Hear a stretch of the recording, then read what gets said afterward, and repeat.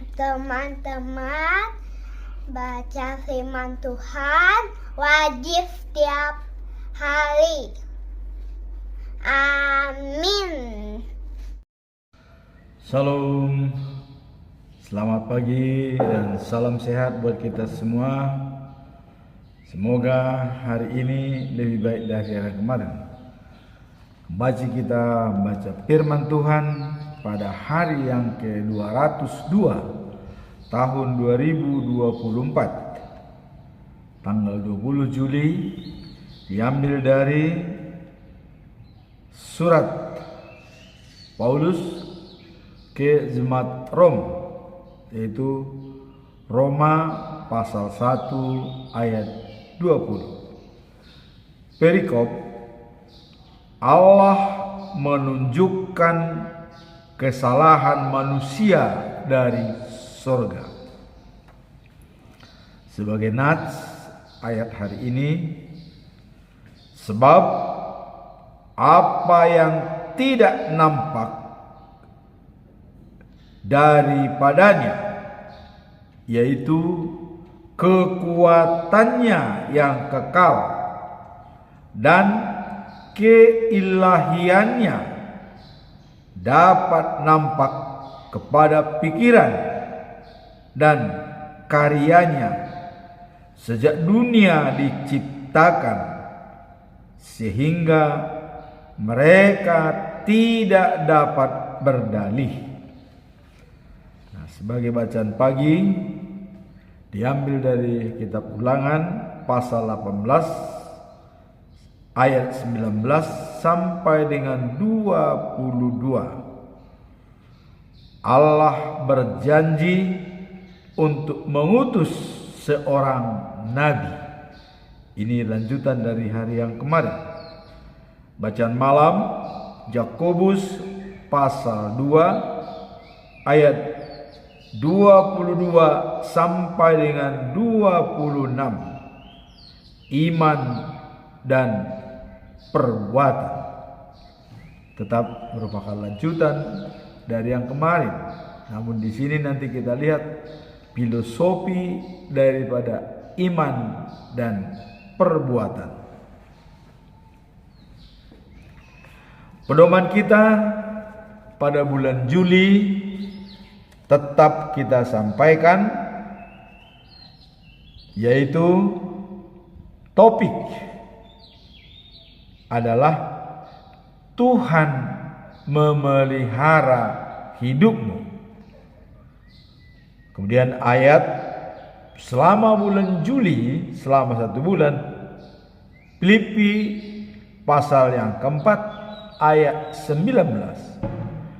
Allah akan memenuhi segala keperluanmu menurut kekayaannya dan kemuliaannya.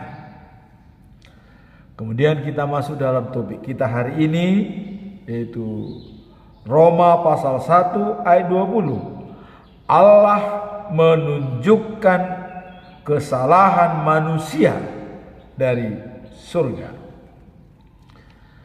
Bagaimana dalam pandangan orang Kristen melihat masalah ini, bahwa Allah menunjukkan kesalahan manusia dari surga?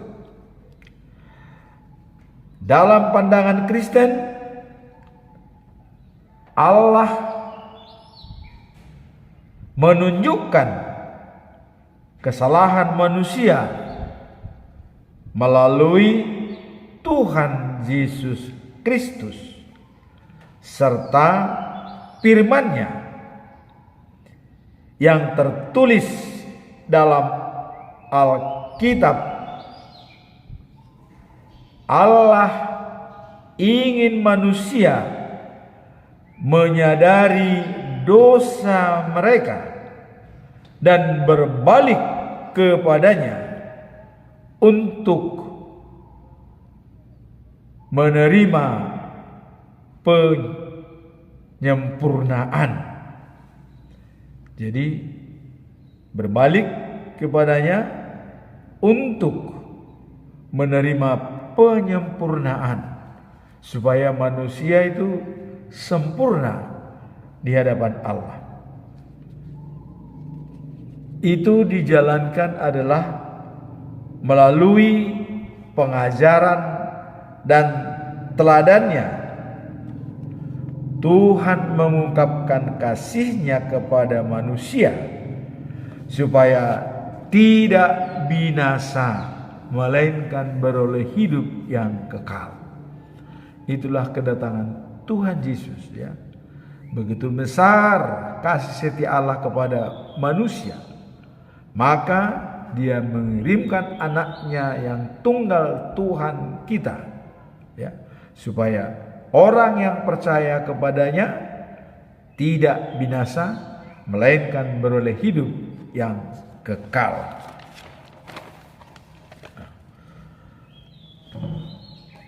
Dalam hal keberadaan manusia, ya, dan ciptaannya itu harus mengakui siapa kita di hadapan Tuhan.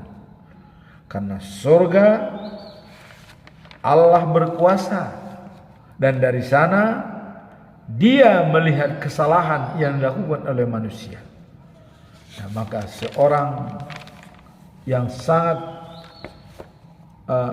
tokoh terkenal, yaitu Raja Daud, ya, di mana dalam pernyataannya kepada Tuhan dia mengatakan bahwa kebijakan dan kemurahan ada padaku seumur hidup, dan aku berada di rumah Tuhan sepanjang masa. Ya. Jadi rumah Tuhan itu adalah dirinya sendiri, dan Dia berada di situ sepanjang masa. Ya. Karena dalam diri kita ada 3 bagian. Ada hati nurani, ada jiwa, dan ada kekuatan. Dan di dalam 3 bagian inilah dikatakan rumah Tuhan. Hati, jiwa, dan kekuatan. Nah, sekarang bagaimana Daud, ya, berbicara tentang rumah Tuhan yang didiami sama Dia. Mari kita lihat dalam kitab Mazmur pasal 139 ayat 23 sampai dengan 24. Selidikilah aku, ya Allah, dan ketahuilah hatiku. Ya. Selidikilah aku, ya Allah, dan ketahuilah hatiku. Ujilah aku dan ketahuilah pikiranku. Lihatlah apakah jalanku serong, dan tuntunlah aku di jalan yang kekal. Selidiki, ketahui hatiku, ketahui pikiranku, lihatlah apakah jalanku serong, dan tuntunlah aku. Inilah pernyataan daripada Daud, ya. Karena Tuhan Allah menunjukkan kesalahan manusia dari surga. Dalam perikop ini Allah menunjukkan kesalahan manusia dari surga. Sekarang kita lihat Roma 1, ya, pasal 1 ayat 18, ya, sampai dengan 20. 18. Dari surga Allah menunjukkan murkanya terhadap semua dosa dan kejahatan manusia, sebab kejahatan menghalangi manusia untuk mengenal ajaran benar tentang Allah.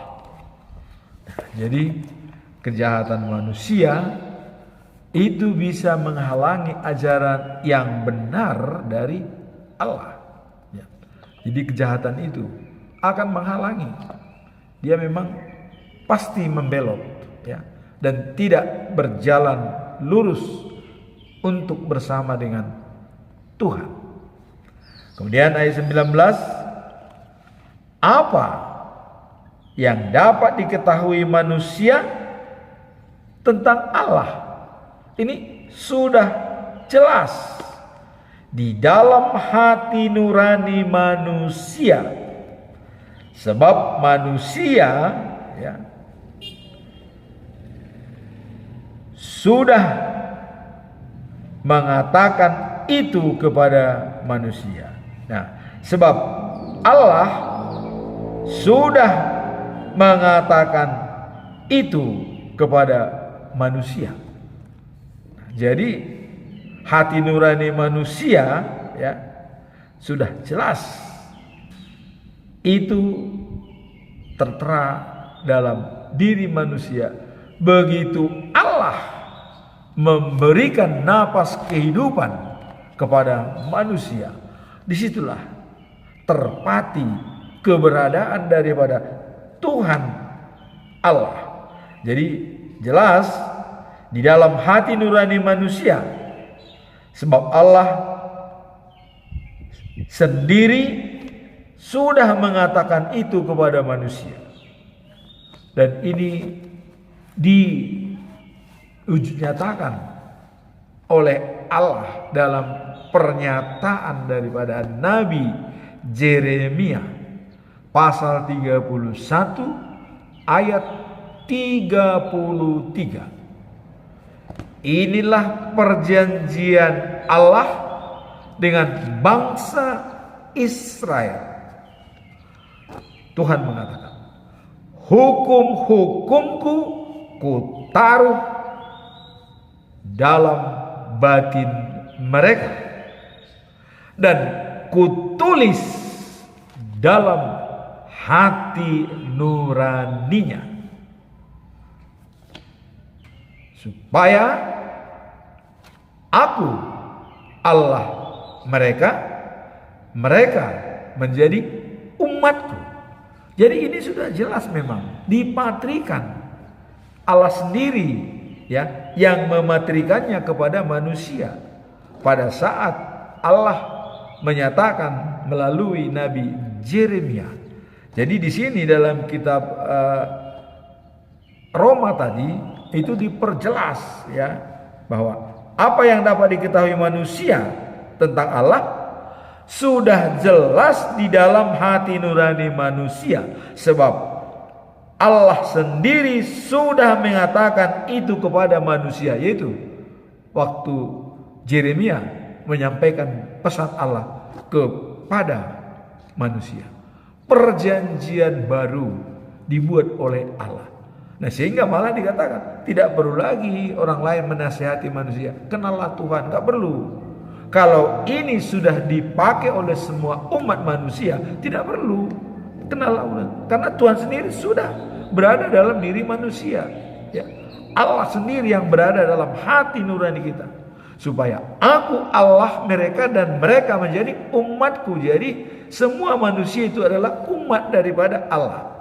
Semua manusia ciptaan Tuhan itu adalah umatnya berdasarkan pesan kepada Yeremia pasal 31 ayat 33. Kemudian dikatakan dalam ayat 20, semenjak Allah menciptakan dunia,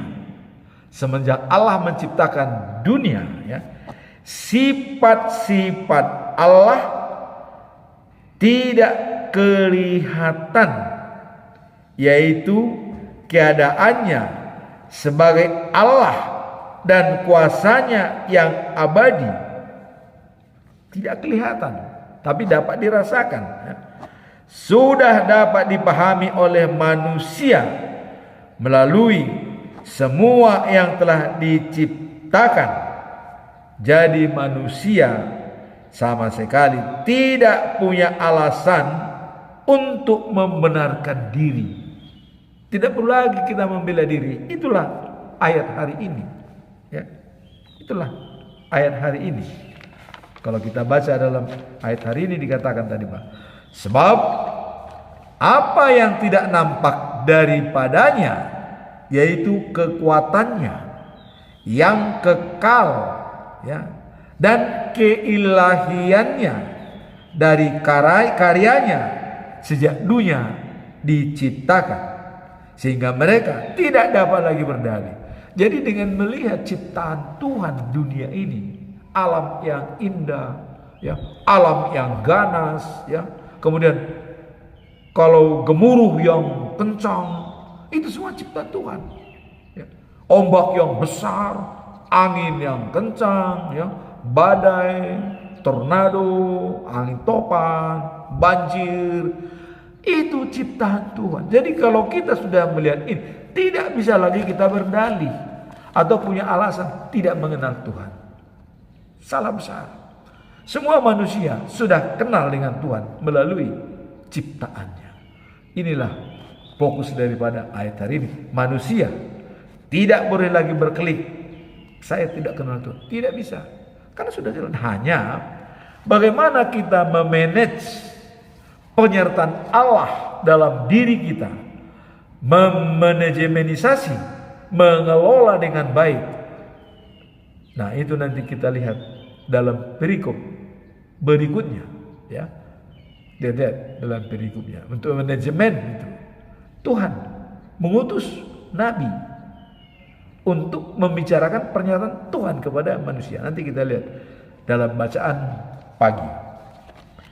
Nah, kemudian dalam ayat 21 sebagai kunci dikatakan bahwa manusia mengenal Allah, tetapi manusia tidak menghormati Dia sebagai Allah, ya, dan tidak juga berterima kasih kepadanya. Sebaliknya, katanya, manusia, ya, memikirkan yang bukan-bukan, hati mereka sudah gelap. Nah, inilah sebagai closing statement daripada Tuhan Allah. Nah, sehingga Dia akan melihat kesalahan manusia itu dari surga dengan closing statement ini. Manusia mengenal Allah, tetapi manusia tidak menghormati Dia sebagai Allah. Jadi kita tahu Allah, tapi kita tidak menghormatinya sebagai Allah. Misalnya, Allah sudah mengatakan bahwa Yesus inilah anak kesayanganku, kepadanya lah aku berkenaan, dan Dia menyenangkan hatiku. Tapi masih ada orang yang tidak percaya kepada Yesus. Itu manusia, itu nabi. Bukan. Yesus bukan nabi. Dia adalah manusia dan Dia adalah Allah. Itu yang jelas. Maka tadi dikatakan di sini manusia mengenal Allah, mengenal Yesus, tapi manusia tidak menghormati Dia sebagai Allah. Orang Yahudi menyalibkan Dia. Tapi apakah Yesus dendam? Oh, tidak. Karena tugasnya bukan untuk menghukum atau menghakimi, tugasnya menyelamatkan. Maka Dia bilang, Bapa, mereka tidak tahu apa yang diperbuat, ampunilah mereka. Tuh, didoakan, bukannya dimarahi, walaupun Dia disalibkan. Karena melalui penyalipannya itu menjadi kenyataan dalam Alkitab. Dia dikubur 3 hari dan bangkit ke surga.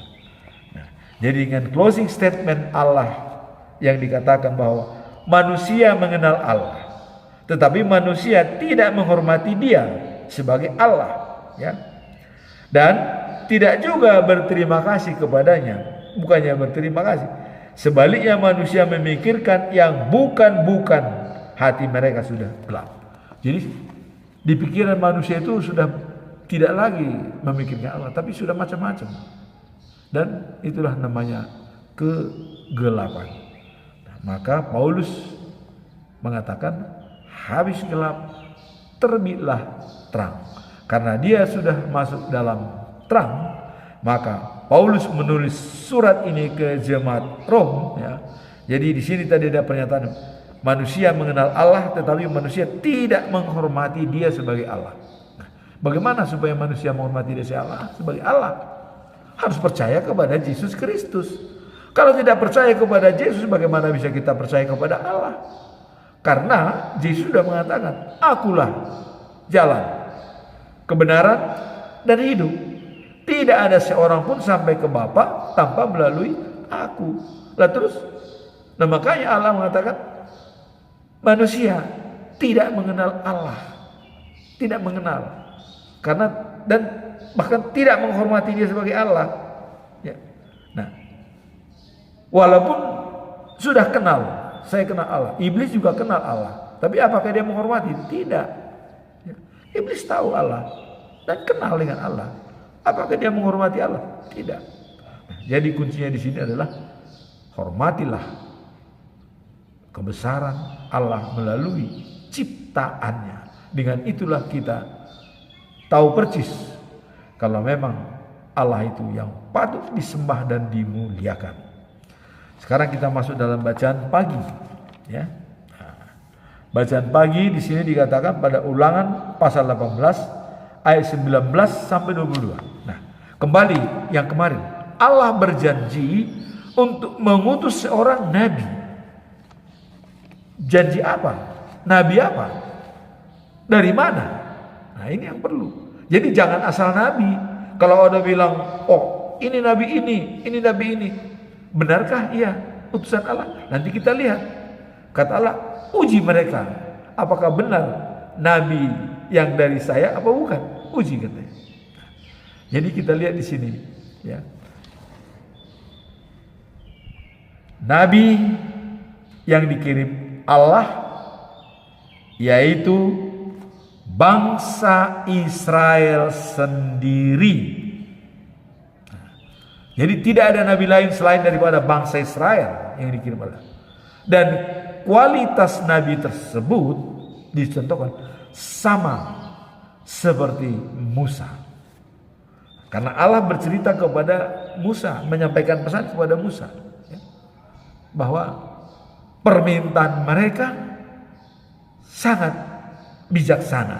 Kata Allah kepada Musa, permintaan bangsa Israel itu sangat bijaksana, supaya mereka tidak lagi bertemu langsung dengan saya. Nah, itu tepat. Karena kalau bertemu dengan Allah, kalau tidak benar mati. Tapi apakah ada orang yang bertemu dengan Allah dia selamat? Ya selamat. Contoh ya, Musa bertemu dengan Allah. Nah, kemudian ya Yesaya, ya apa dikatakan Yesaya? Waduh, saya mimpi saya bertemu dengan Allah. Waduh, kalau saya bertemu celakalah saya katanya. Ya tapi datang malaikat, ya, diberikanlah, ambil ya api dari tempat bait Allah, ditaruh di mulutnya Yesaya.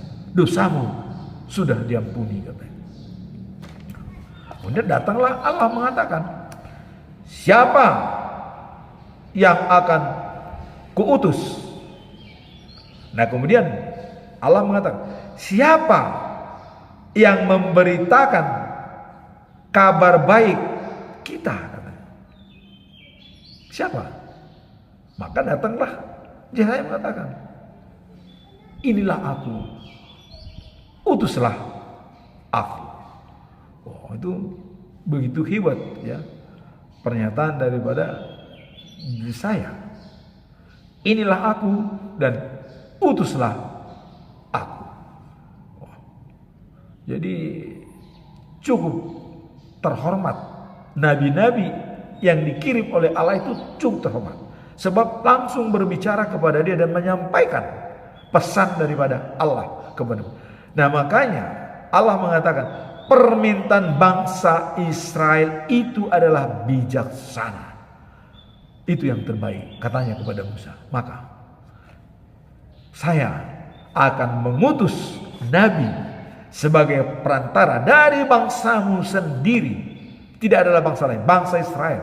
Dan kualitasnya sama seperti engkau, katanya kepada Musa. Nah, itulah bacaan pagi. Nah, kemudian dalam ayat 19 dikatakan ya, nabi yang diutus oleh Allah, ia berbicara atas namaku, dan aku akan menghukum siapa saja yang tidak mendengarnya. Jelas. Aku akan menghukum siapa saja yang tidak mendengarnya. Siapa? Contoh, Nabi Yeremia. Pesan Allah kepada Yeremia, selalu saya ulang ini karena ini sangat-sangat kontroversial ya, kepada Raja Zedekia pada saat perpindahan raja dari Yehoyakim kepada Zedekia. Ya. Karena kekalahan Yerusalem dan bangsa-bangsa Israel sudah banyak dikirim ke Babel, dibawa ke Babel ya, termasuk Yehoyakim dibawa ke Babel ya. Nah, lantas Allah berpikir pesan kepada Yeremia, karena itulah penyampaian pesannya. Tapi dia bilang, siapa yang tidak menuruti perintahku, dia akan mati. Mati risikonya ya, mati. Nah, sekarang kita lihat bagaimana kisahnya. Yeremia sudah berpesan kepada Zedekia. Zedekia, begini pesan Tuhan, menyerahlah kau bersama keluargamu dan rakyatmu kepada pemerintah Babel, supaya kamu selamat. Ini perintah, ini pesan. Datang Zedekia dari kemanusiaan, dari ego ya. Oh, saya ini raja. Masa seorang nabi mengatakan kepada saya bahwa saya adalah di atas dia? Dia tidak tahu pesan itu dari Allah. Itulah kebodohan daripada raja-raja dahulu di Israel ya. Sudah jelas nabi-nabi itu adalah atas namaku, kata Allah, memberikan pesan. Ini nabi yang diutus itu atas nama Allah, bukan atas nama siapa ya. Datang si Zedekia, apa dia bilang? Wah, apa kata dunia nanti katanya, kalau saya menyerah ke Babel, saya mungkin diangkut ke Babel. Ketemulah di sana dengan orang-orang yang membelot dari kerajaan Yehuda, katanya. Mereka akan melecehkan saya, katanya. Wah, sangat. Jadi dia masih memikirkan dia raja, bukan memikirkan dia mati atau hidup. Ya, tidak memikirkan itu. Jadi Zedekia tidak memikirkan mati hidup, dia memikirkan berkuasa apa tidak.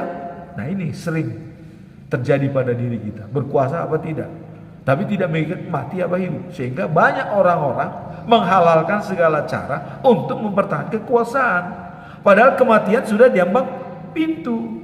Nah, ini Zedekia ya. Tapi setelah dijawab oleh Zedekia, bagaimana nanti orang-orang saya yang sudah dibuang ke Babel itu melecehkan saya?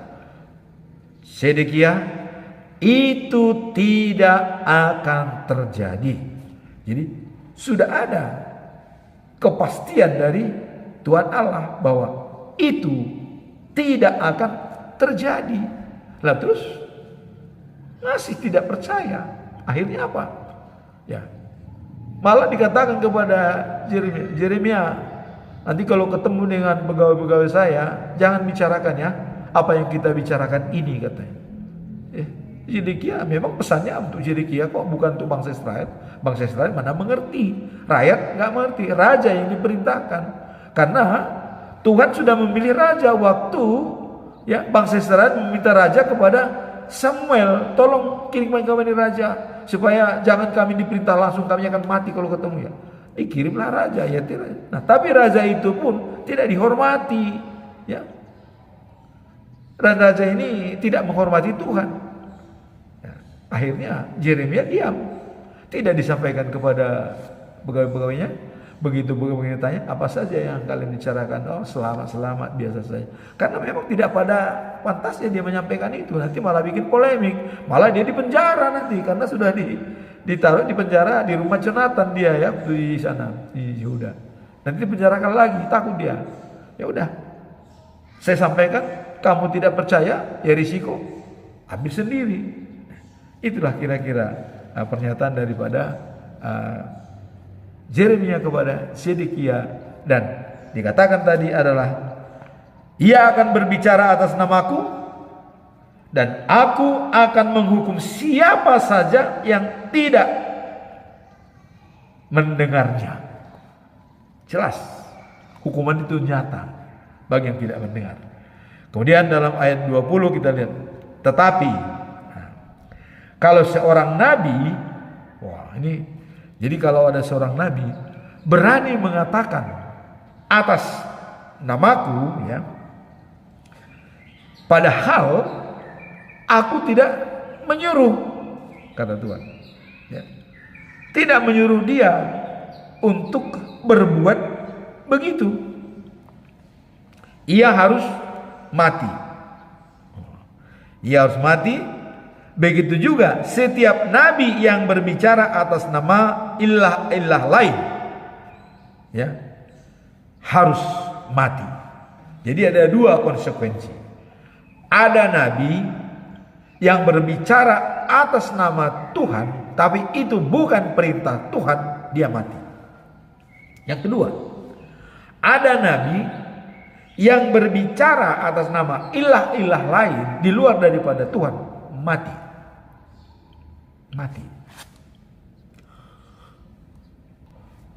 Nah, kemudian ada lagi waktu Elia, ya, melawan daripada nabi-nabi palsu daripada Raja Ahab, ya, istrinya Isabel, ya, Isabella, ya. Apa yang terjadi? Nah, kita lihat. Silakan kumpulkan nabi semua, nabi-nabimu palsu itu. Coba. Berapa orang berkumpul mereka? 480 orang berkumpul, nabi-nabi daripada Raja Ahab yang palsu, yang berkata bohong, ya, membohongi orang-orang. Nah, Elia sendirian. Oke, kita buat perapian, katanya. Kita buat perapian. Sekarang, oke, silakan. Kalian sebelah sana, saya sebelah sini. Atau perapian dalam satu contoh itu dibuat di situ perapian. Nah, taruh nanti di situ binatang, panggil api. Apakah mampu kalian membakarnya? Kata Elia. Oh, dari pagi sampai sore mereka mencoba mendatangkan api, ya, supaya bisa membakar korban makanan itu. Didatangkan sampai mereka merusak badannya, sampai semua nangis-nangis itu. Tapi kenyataannya tidak ada. Kenapa? Karena itu bukan perintah Allah. Nah, itu tadi katakan nabi-nabi palsu itu, ya, bukan dari saya, maka mereka akan mati. Mereka berbicara atas namaku, tapi saya tidak perintahkan, dia akan mati. Kemudian mereka berbicara dengan ilah lain, dia akan mati. Nah, ini dia memang tidak mengatasnamakan atas nama Tuhan, tapi ilah lain, debat Baal, ya, menyembah berhala, dia akan mati, kan? Kita lihat kejadiannya. Satu nabi Elia melawan 480 orang nabi palsu. Coba, begitu hebat, ya. Nah, akhirnya apa yang terjadi? Sampai siang tidak ada nyala api. Mereka minta api, tidak nyala bakarannya. Sudah mau hampir sore, tidak. Sekarang datangnya dia. Sudah, biar saya giliran. Saya sekarang, kalian sudah, kan? Mereka ini semua sudah pada bengong aja semua, tidak bisa. Api tidak ada, datang. Perapian sudah ada. Datanglah Elia. Ya. Dia mohon kepada Allah. Ya Allah, tunjukkanlah kebesaran. Begitu dikatakan dia berdoa, dibetulin itu, Api datang dengan hebatnya, menyala dan membuat korban bakar itu terbakar. Coba, api datang. Akhirnya apa kata Elia? Masyarakat Israel, kalian sudah percaya kan? Kalau dia nabi palsu dan sayalah yang perintah Tuhan, inilah perintah Tuhan. Maka kumpulkan semua mereka, dibunuh 4 sama orang nabi itu, dibunuh sampai mati. Nah, di sini sudah dikatakan oleh Allah, ya, siapa yang berbicara dengan ilah-ilah lain, dia akan mati. Atau siapa yang berbicara atas namaku tapi tidak kuperintah, dia akan mati. 2 yang jelas dalam hal mengirim nabi, mengutus nabi kepada bangsa Israel. Dan itu harus dari bangsa Israel sendiri. Tidak ada nabi dari bangsa lain, tidak ada. Jangan ada mengaku-ngaku ini nabi, ini enggak ada. Hanya bangsa Israel, nabi yang diutus oleh Tuhan dengan kualitas sama seperti Musa. Tuh, tegas. Jadi siapapun nabi itu sudah jelas. Ya kita lihat Nabi Yesaya, Nabi Yeremia, Ezekiel, Amos. Nah, Amos waktu khotbah minggu dalam epistel minggu yang lalu itu paling hebat Amos, ya. Atas doa dia bisa Allah merubah rencananya, membatalkan rencana maut. Coba. Karena Allah tidak lagi mau menghancurkan dunia seperti air bah. Tapi dalam penglihatannya Amos, Allah itu melihat mengumpulkan belalang untuk menghancurkan semua tanaman dan tumbuhan yang ada. Lalu kalau itu hancur, bagaimana bisa manusia hidup? Tidak bisa. Datanglah Amos, ya Allah, kasihanilah kami. Bagaimana bisa tahan bangsamu yang lemah ini kalau itu terjadi? Cuman itu permintaan Amos. Oke, itu tidak akan terjadi, kata Allah. Penglihatanmu tidak akan terjadi. Ini nabi-nabi yang benar-benar asli, ya. Kedua, Amos melihat Allah akan mendatangkan api, samudra semua terbakar, di bumi dan di bawah bumi terbakar semua. Lah terus mau tinggal di mana manusia? Matilah, habis semua, terbakar semua. Bumi terbakar, samudra terbakar, di bawah pun terbakar. Mau berdiri di mana kita ini? Nah, maka Amos berdoa lagi, ya Allah, kasihanilah umatmu ini. Mereka sangat lemah, kecil dan lemah. Mana mungkin bertahan apabila itu kau datangkan. Oke, saya batalkan rencana itu, dan itu tidak akan terjadi. Inilah contoh-contoh nabi yang benar-benar utusan daripada Allah. Jangan asal nabi menyatakan tapi nggak benar, ya jangan. Kalau ada nabi itu mengatakan misalnya, kalau kalian tidak percaya Yesus, Anda akan mati. Nah itu baru nabi yang benar, ya. Tapi kalau nabi itu misalnya mengatakan, kalian pelajarilah buku Taurat, Injil, ya, dan semua Jabur supaya kalian mendapatkan ilmu yang baik. Itu bukan pesan Tuhan. Harus pasti dibilang pelajari. Kalau tidak mau pelajari, tapi kalau dia bilang, kalau Anda tidak pelajari Injil, Taurat, dan Jabur, Anda tidak akan selamat. Nah itu baru nabi. Itu benar. Itu benar. Nah, itulah saya katakan bahwa tadi dikatakan, tetapi kalau seorang nabi berani mengatakan katanya atas nama Allah tapi bukan perintah, dia akan mati. Kemudian atau atas nama ilah-ilah lain, dia juga akan mati. Contoh tadi waktu Elia mempertarungkan kebenaran Tuhan melawan 480 nabi dari Ahab atau Isabella, ya, sehingga mati semua.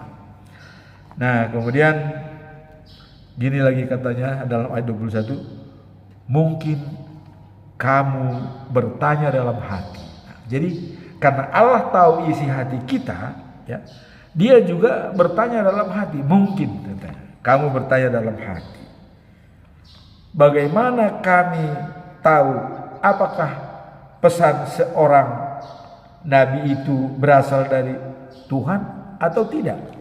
Nah, jadi Tuhan sudah mengatakan kepada manusia, kamu bertanya dalam hatimu, mana buktinya kalau itu pesan dari Tuhan atau bukan. Nah, ini disampaikan oleh Tuhan Allah. Nah, maka dalam ayat 22 dijawab begini. Kalau seorang nabi berbicara atas nama Tuhan, tetapi apa yang dikatakan itu tidak terjadi. Nah, itu dulu. Jadi seorang nabi katanya berkata atas nama Tuhan, tapi apa yang dikatakan itu tidak terjadi, itu omong kosong. Nah, maka ya, ramalan itu bukan dari Tuhan. Jadi apa yang disampaikan itu bukan dari Tuhan. Nah, hanya nabi itu berbicara atas namanya sendiri, dan kamu tak usah takut kepadanya. Jadi kalau ada nabi-nabi seperti itu, lawan, jangan khawatir ya, jangan takut. Itu tidak benar. Nah, itu pesan Allah mengenai utusan nabi yang akan diberikan kepada manusia waktu dia berbicara dengan Musa. Sekarang kita masuk dalam bacaan malam ya. Dalam bacaan malam Yakobus 2 pasal 2 ayat 22 sampai 26. Nah, kemarin kita jelas membahas implementasi dari iman ya, bahwa iman tanpa perbuatan adalah mati. Nah, sekarang kita akan mencoba menggali apa sih filosofi iman tanpa perbuatan adalah mati.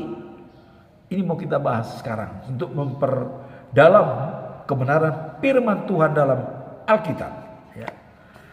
Nah, dalam ayat 22 dikatakan di sini jelaslah bahwa iman harus ditunjukkan dengan perbuatan supaya menjadi sempurna. Jadi di sini perlu sempurna. Kalau iman percaya tanpa perbuatan belum sempurna. Perbuatan tanpa iman juga belum sempurna. Supaya dia sempurna, iman dan perbuatan sejalan, bersinergi.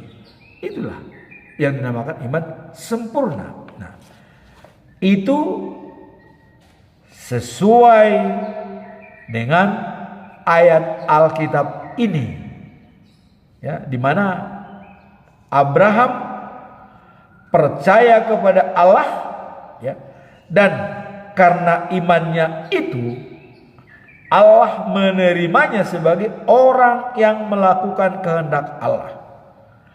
Itu sebabnya Abraham disebut sahabat Allah. Tuh.